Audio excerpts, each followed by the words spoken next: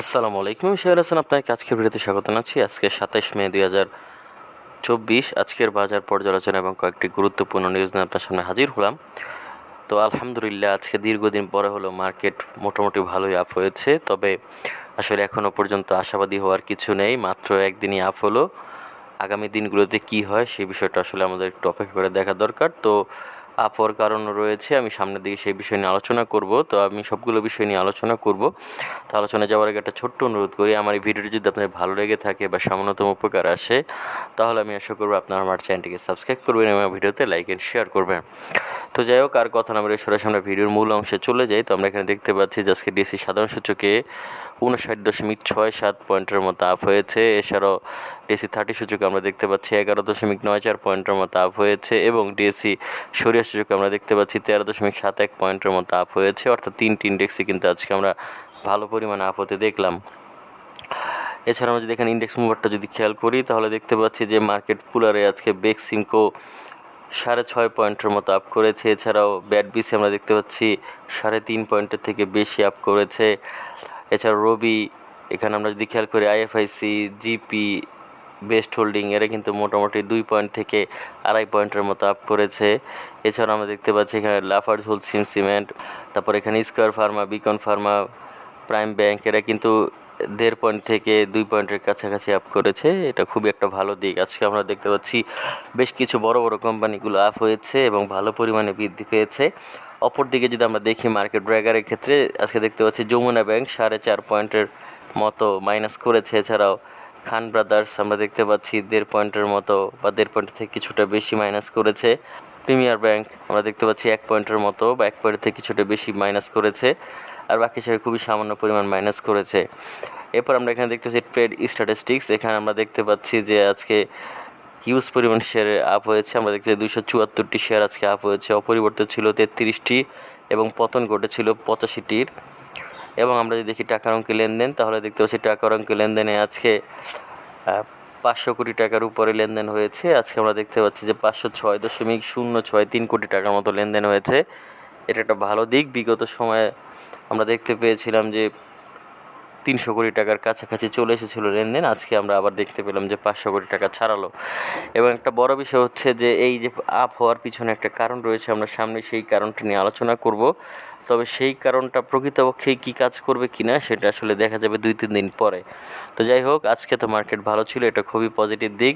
এরপর আমরা দেখতে পাচ্ছি টপ গেইনারে আজকে বিআইএফসি, অলটেক্স, এরা কিন্তু হল্টেড হয়েছে। এছাড়াও কেপিপিএল, ইন্ডেক্স অ্যাগ্রো, তারপর এখানে দেখতে সিলভা ফার্মা, এবি ব্যাংক, এরা কিন্তু আজকে হল্টেডের কাছাকাছি ছিল, আর বাকি সবাই মোটামুটি ভালোই বৃদ্ধি পেয়েছে। এছাড়াও লুজারের ক্ষেত্রে যদি আমরা দেখি, লুজারের ক্ষেত্রে আজকে শুধুমাত্র যমুনা ব্যাংক 10%-এর মতো মাইনাস হয়েছে, আর বাকি সবাই মোটামুটি 3%, কেউ 5.5%-এর মতো মাইনাস হয়েছে। যেমন আমরা দেখতে পাচ্ছি ফার্স্ট সিকিউরিটি ব্যাংক 5.5 পয়েন্টের মতো মাইনাস হয়েছে। তো বিষয়টা এরকমই যে আজকে মাইনাসের পরিমাণটা কম এবং আপের পরিমাণটা বেশি হতে কিন্তু ভালো পরিমাণে আমরা পয়েন্ট আপ হতে দেখলাম। এরপরে যদি আমরা এখানে দেখি টাকার অঙ্কে লেনদেনে, কিন্তু আজকে ইউনিলিভার কনজিউমার কেয়ার আজকে টাকার অঙ্কে লেনদেনে শীর্ষে ছিল। আর এখানে দেখতে পাচ্ছি মেঘনা পেট্রোলিয়াম তৃতীয় অবস্থানে ছিল, তবে এখানে আমরা যদি দেখি ইউনিলিভার কনজিউমার কেয়ারের ধারে কাছেও কিন্তু নেই। যাই হোক, এই হচ্ছে বিষয়। এরপরে যদি আমরা এখানে মার্কেট ম্যাপটা নিয়ে যদি আলোচনা করি, তাহলে দেখছি মার্কেট ম্যাপে আজকে সার্ভিস অ্যান্ড রিয়েল এস্টেট সবচেয়ে ভালো অবস্থানে রয়েছে। এছাড়াও আমরা যদি দেখি এখানে সিরামিক সেক্টরটা দ্বিতীয় ভালো অবস্থানে রয়েছে। আর আমরা যদি খারাপ অবস্থা চিন্তা করি, তাহলে দেখতে পাচ্ছি জুট সেক্টরটা কিন্তু আজকে তুলনামূলকভাবে বেশি খারাপ হয়েছে। এরপর আমরা যদি এখানে ব্লক মার্কেটটা নিয়ে যদি আলোচনা করি, তাহলে দেখছি ব্লক মার্কেটে আজকে এআইএল ভালো লেনদেন হয়েছে, অনেক ভালো লেনদেন হয়েছে। এছাড়াও রিলায়েন্স মোটামুটি লেনদেন হয়েছে আমরা বলতে পারি। এখানে আইএফআইসি মোটামুটি ভালো লেনদেন হয়েছে বলা যায়। স্ট্যান্ডার্ড ব্যাংক মোটামুটি লেনদেন হয়েছে। এছাড়াও আমরা দেখতেছি মেঘনা পেট্রোলিয়াম কিন্তু ভালো লেনদেন হয়েছে ব্লক মার্কেটে। তো ব্লক মার্কেটের দিকেও আপনাদের একটু নজর রাখা উচিত, এখান থেকেও কিন্তু আপনারা চাইলে দীর্ঘমেয়াদে ভালো শেয়ার গেইন করতে পারেন। তো যাই হোক, এই হচ্ছে মোটামুটি এক নজরে বাজার অবস্থা। তো চলুন আমরা এখন চলে যাই কয়েকটি গুরুত্বপূর্ণ নিউজে। তো প্রথমে আমরা যেই নিউজটি নিয়ে আলোচনা করব সেটাই হচ্ছে সেই গুরুত্বপূর্ণ নিউজ যেই কারণে আসলে মার্কেট আজকে ঘুরে দাঁড়িয়েছে বলে ধারণা করা হচ্ছে। তো আমরা এখানে দেখতে পাচ্ছি শেয়ার বাজার স্থিতিশীলতা ফেরাতে সমন্বয় কমিটি গঠনের নির্দেশ প্রধানমন্ত্রীর। তো মূলত মাননীয় প্রধানমন্ত্রী মাঝে মাঝে শেয়ার মার্কেট নিয়ে আলোচনা করেন এবং যখনই তিনি আলোচনা করেন তখনই আসলে শেয়ার মার্কেট কিছুটা হলেও ঘুরে দাঁড়ায়, তবে এটা বেশি দিন স্থায়ী হয় না। অল্প কিছুদিনের মধ্যেই আবার সেই শেয়ার মার্কেট আগের অবস্থানে ফিরে আসে। তো এইবারও মোটামুটি মাননীয় প্রধানমন্ত্রী আহ্বান জানিয়েছেন বা আমরা বলতে পারি আশ্বাস দিয়েছেন শেয়ার মার্কেট ভালো হবে। তো এতে করে হয়তো কয়েকদিন মার্কেটটা আপ হবে, এরপর আবারও হয়তো আগের অবস্থায় ফিরে যাবে। তো এটাই হচ্ছে বিষয়। তো যাই হোক, তারপরও যদি মার্কেটটা কিছুটা ঘুরে দাঁড়ায় সেই ক্ষেত্রে আসলে পজিটিভ হওয়া ছাড়া কোনো উপায় নেই। আর মাননীয় প্রধানমন্ত্রী যখন স্বহস্তে শেয়ার মার্কেটকে নিরাপদ করার লক্ষ্যে কাজ করতে বলেছেন, সেই ক্ষেত্রে আশা করা যাচ্ছে শেয়ার মার্কেট ঘুরে দাঁড়াতে সক্ষম হবেন।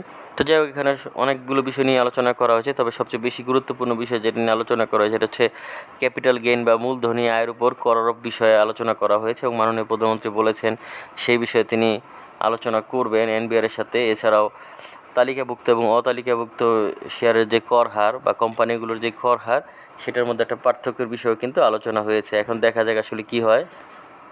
এছাড়াও মাননীয় প্রধানমন্ত্রী কিন্তু সরকারি প্রতিষ্ঠান, মাল্টিন্যাশনাল কোম্পানিগুলো শেয়ার বাজারে বাধ্যতামূলক আনার ক্ষেত্রে বা তালিকাভুক্তির ক্ষেত্রে নির্দেশনা দিয়েছেন। তো সেই ক্ষেত্রে আশা করা যাচ্ছে শেয়ার বাজারে অনেক ভালো ভালো মাল্টিন্যাশনাল কোম্পানি যুক্ত হবেন এবং সরকারি কোম্পানিগুলো যুক্ত হবে। সেই ক্ষেত্রে কিন্তু বিনিয়োগকারীদের বিনিয়োগ নিরাপদ হতে পারে সে সকল শেয়ারে যদি বিনিয়োগ করতে পারে।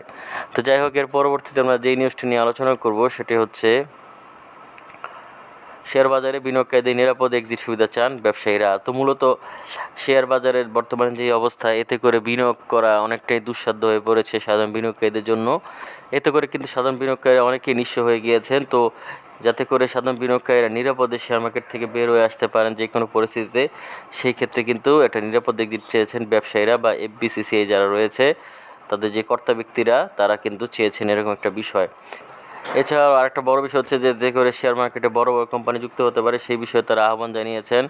বিশেষ করে মাল্টিন্যাশনাল কোম্পানিগুলো বা দেশের শীর্ষস্থানীয় কোম্পানিগুলো যাতে যুক্ত হতে পারে সেই বিষয়ে তারা আলোচনা করেছেন। এছাড়াও শিল্প যেই মালিকগুলো রয়েছে, শিল্প কলকারখানা যারা, তারা চাইলে শেয়ার মার্কেটে আসতে পারে এবং আসা উচিত বলে এখানে আলোচনায় বলা হয়েছে। তো আমি মনে করি যে আসলে শেয়ার মার্কেটে অনেক বড় বড় কোম্পানি আসা উচিত, যাতে করে ওই সকল কোম্পানিতে দীর্ঘমেয়াদী বিনিয়োগের পরে বিনিয়োগকারীরা একটা সাধারণ ভালো মানের ডিভিডেন্ড গ্রহণ করতে পারে। তো যাই হোক, পরবর্তীতে আমরা যে নিউজটি নিয়ে আলোচনা করবো সেটি হচ্ছে প্রধানমন্ত্রীর নির্দেশনা অবশ্যই ঘুরে দাঁড়ালো শেয়ার বাজার। তো মূলত দীর্ঘদিন যাবৎ পতনের পরে আজকে হঠাৎ করে শেয়ার মার্কেট ঘুরে দাঁড়ালো এবং এটার মূল কারণটা হচ্ছে শেয়ার মার্কেট নিয়ে মাননীয় প্রধানমন্ত্রীর মুখ থেকে কোনো একটি আশার বাণী বের হয়েছে এবং সেই আশার বাণীর কারণেই অনেকে ধারণা করছেন শেয়ার মার্কেট আজকে ঘুরে দাঁড়িয়েছে। তবে দেখা যাক আগামী দিনেও কি শেয়ার মার্কেট এভাবে ঘুরে দাঁড়াতে সক্ষম হয় কিনা বা সামনের দিকে এগিয়ে যেতে পারে কিনা। যদি সক্ষম হয় বা এগিয়ে যায় তাহলে আশা করা যায় যে মাননীয় প্রধানমন্ত্রীর কথায় শেয়ার মার্কেটে একটা পজিটিভ প্রভাব পড়েছে। তো যাই হোক, এখন অপেক্ষা করা ছাড়া কোনো উপায় নেই, আগামী দিনে আমরা বুঝতে পারবো বিষয়টা কী। তো যাই হোক, এরপর যেই নিউজটি নিয়ে আলোচনা করবো সেটি হচ্ছে ব্লকে 8টি কোম্পানি বড় লেনদেন। তো মূলত আমরা এখানে দেখতে পাচ্ছি যে আজকে ব্লক মার্কেটে 8টি কোম্পানির ভালো লেনদেন হয়েছে। তো সেই 8টি কোম্পানি কারা, সেটি হচ্ছে Alif industries, BSRM limited, IFIC bank, Jamuna bank, মেঘনা petroleum, Reliance one mutual fund, standard bank ও ওয়ালটন হাইটেক। তো মূলত এরা টোটাল আমরা খেয়াল করছি যে এরা মোট 40 কোটি 48 লাখ টাকারও বেশি লেনদেন করেছে। তো আশা করা যাচ্ছে এখান থেকে আপনারা চাইলে ভালো কোনো শেয়ার সিলেক্ট করতে পারেন দীর্ঘমেয়াদী বিনিয়োগের জন্য। তো যাই হোক, এর পরবর্তীতে আজকের দিনে সর্বশেষ যেই নিউজটি নিয়ে আলোচনা করবো সেটা হচ্ছে প্রায় 4 কোটি শেয়ার কেনার ঘোষণা। তো আমরা দেখতে পাচ্ছি বা আমরা বলতে পারি 3 কোটি 85,35,000 শেয়ার কেনার ঘোষণা দিয়েছে শেয়ার বাজারে তালিকাভুক্ত আইএফআইসি ব্যাংকের মনোনীত পরিচালক আহমেদ শাহান ফজলুর রহমান, এবং তিনি এটা 30 কর্মদিবসের মধ্যে পাবলিক মার্কেট থেকে সংগ্রহ করবেন। তার মানে একটা হিউজ পরিমাণ শেয়ার কিন্তু পাবলিক মার্কেট থেকে চলে যাবে এবং এটা কিন্তু পরিচালকদের কাছে চলে যাবে। তো সেই ক্ষেত্রে এই শেয়ারগুলো কিন্তু ফ্রিজ থাকবে সাধারণত, অর্থাৎ এটা সচরাচর সহজে বিক্রি করা যায় না। তো সেই ক্ষেত্রে এই শেয়ারটির একটা অভাব সৃষ্টি হলে কিন্তু বাজারের চাহিদা বৃদ্ধি পেতে পারে। এছাড়াও বর্তমানে যেহেতু তিনি এখানে 30 কর্মদিবসের মধ্যে ক্রয় করবেন, সেই ক্ষেত্রেও কিন্তু এই শেয়ারটির একটা চাহিদা বাড়তে পারে এবং এতে করে কিন্তু শেয়ারটির মূল্য বৃদ্ধি পাওয়ার একটা উচ্চতর সম্ভাবনা রয়েছে। তো এখন দেখা যাক সামনের দিনগুলোতে কী হয়। তো যাই হোক, এই ছিল মোটামুটি আজকের বাজার পর্যালোচনা এবং কয়েকটি গুরুত্বপূর্ণ নিউজ। আশা করি নিউজ এবং বাজার পর্যালোচনা আপনাদের ভালো লেগেছে। যদি ভালো লেগে থাকে বা সামান্যতম উপকার আসে তাহলে আমি আশা করি আপনারা আমার চ্যানেলটিকে সাবস্ক্রাইব করবেন এবং আমার ভিডিওতে লাইক শেয়ার করবেন। তো যাই হোক, আজকে বিষয়ে একটা কথা বাড়াবো না, আজকে এখানেই বিদায় নিচ্ছি। আগামীতে দেখা হবে নতুন কোনো ভিডিও নিয়ে। সে পর্যন্ত আল্লাহ হাফেজ, আসসালামু আলাইকুম।